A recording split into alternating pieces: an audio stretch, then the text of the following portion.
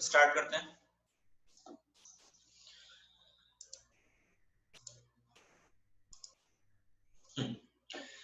We were discussing this formula for calculating the effective access time. Effective access time में हमारे formula था 1 minus P, P का मतलब probability of page fault, then into MA, MA था effective memory access time, then plus P, P again आपकी probability of page fault, last page fault service time.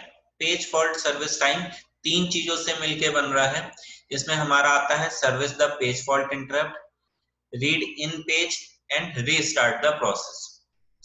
Again read in page में हमारे दो step involve होते हैं, swap out और swap in. Swap out तब करना होगा जब हमारा पेज मॉडिफाई हुआ था। अगर मेन मेमोरी में कोई मॉडिफाइड पेज है तो उसको हम पहले सेकेंडरी मेमोरी में राइट करेंगे, तब हम दूसरे पेज को लोड करेंगे। तो स्वैप आउट में जो टाइम लगा वो, और प्लस स्वैप इन में जो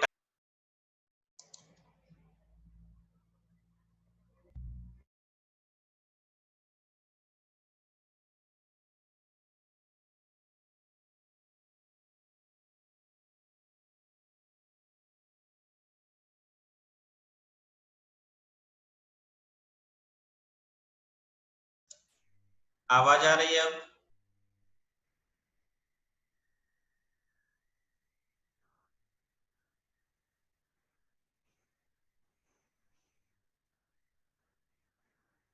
अभी भी नहीं आ रही, किस आवाज नहीं आ रही आप लोगों को? आवाज आ रही तो रेज हैंड प्लीज।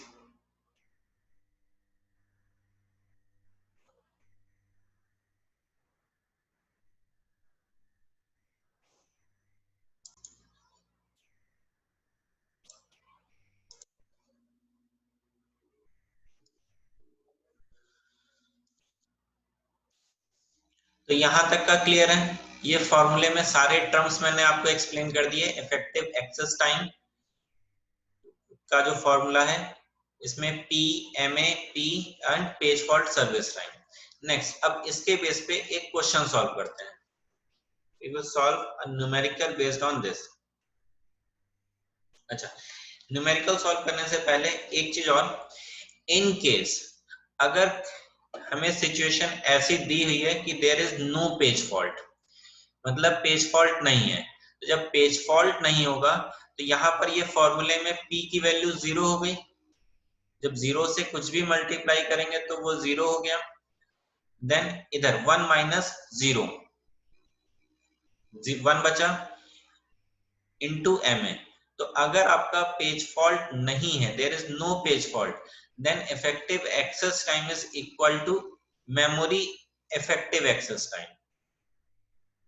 ठीक है, क्या कहा मैंने? I am saying if page fault, if there is no page fault, no page fault, हमारे पास कोई भी पेज फॉल्ट नहीं है, तब उस केस में then effective access time is equal to, effective access time will be equal to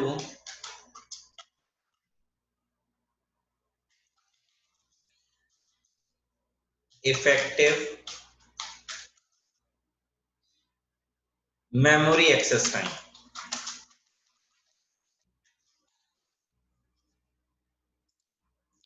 जो हमारा इफेक्टिव मेमोरी एक्सेस टाइम है उसके बराबर। क्यों? अगर पेज फॉल्ट नहीं है तो प्रोबेबिलिटी क्या हो गई? 0। 0 को जब इस फॉर्मूले में सब्स्टिट्यूट किया, 1 माइनस 0, 1 बचा, 1 into M A, M A हो गया हमारा।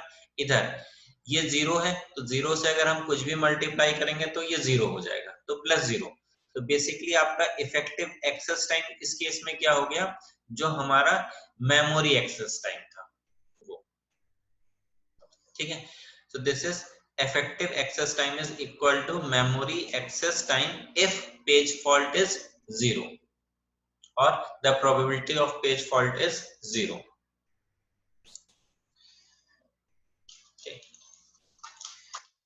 This was the note. Next, now we will solve a numerical for based on this performance of demand paging के बेस पे एक न्यूमेरिकल सॉल्व करते हैं। क्वेश्चन थोड़ा सा बड़ा है, ये आपका सेमेस्टर एग्जाम में आया हुआ क्वेश्चन है।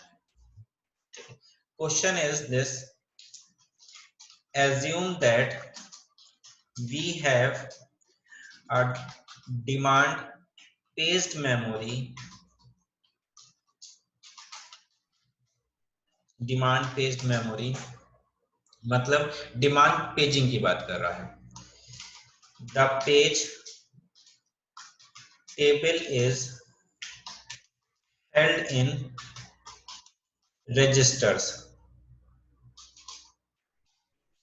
जो पेज टेबल है वो रजिस्टर्स में है। रजिस्टर्स में है मतलब कि हमें जब भी कोई रिक्वेस्ट रेफरेंस स्ट्रिंग जनरेट होगी तो उसके करस्पॉन्डिंग सबसे पहला हम रेफरेंस कहाँ पे चेक करते हैं, पेज टेबल में। तो पेज टेबल जब रजिस्टर में है तो यहाँ पर इस टाइम को हम लोग नेग्लिजिबल टाइम लेके चल रहे हैं, ठीक है। तो पेज टेबल को रीड करने के लिए कोई टाइम नहीं लगेगा, इसलिए यहाँ पर दिया हुआ है आपको कि page table is held in registers. अगर ये मेन मेमोरी में होती तो हमें मेन मेमोरी को रीड करने का कुछ टाइम लगता, तो हर अकरेंस पे वो चीज काउंट होती। नेक्स्ट, इसके बाद आगे दिया हुआ है, it takes 8 milliseconds to service a page fault if an empty frame is available or if the, ठीक है, यहाँ पे क्या कहा कि 8 मिली सेकेंड्स का टाइम लगेगा अगर एम्प्टी फ्रेम है तब, मतलब सेकेंडरी मेमोरी से हमें पेज को लेके आना है प्राइमरी मेमोरी में। और अगर फ्रेम एम्प्टी है, कोई एक फ्रेम अवेलेबल है, तब उस केस में 8 मिली सेकेंड का टाइम लगेगा। अगर नहीं है, the if the replaced page is modified, if the replaced page is modified, page modify हो चुका है, इसका मतलब क्या है कि हमें उस पेज को वापस से मेमोरी में जाके राइट करना होगा, ठीक है। जब मेमोरी में राइट करना होगा तब हम दूसरे पेज को लोड करेंगे, तब उस केस में हमारा टाइम लगेगा,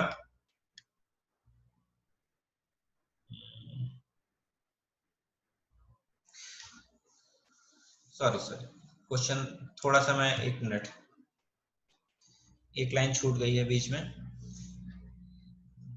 The page table is held in the registers. It takes 8 milliseconds to service the page fault if an empty frame is available, or if the replaced page is not modified.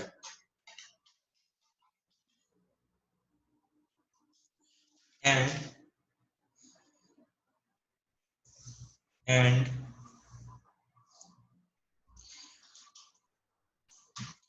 20 milliseconds if the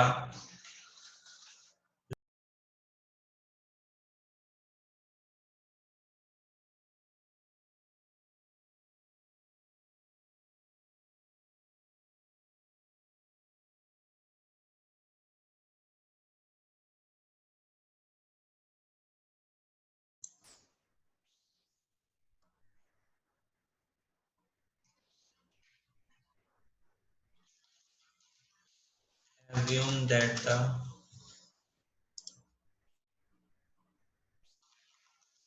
page to be replaced is modified 70 20% of the time. What is the maximum acceptable page fault rate for an effective access time of no more than 200 nanoseconds?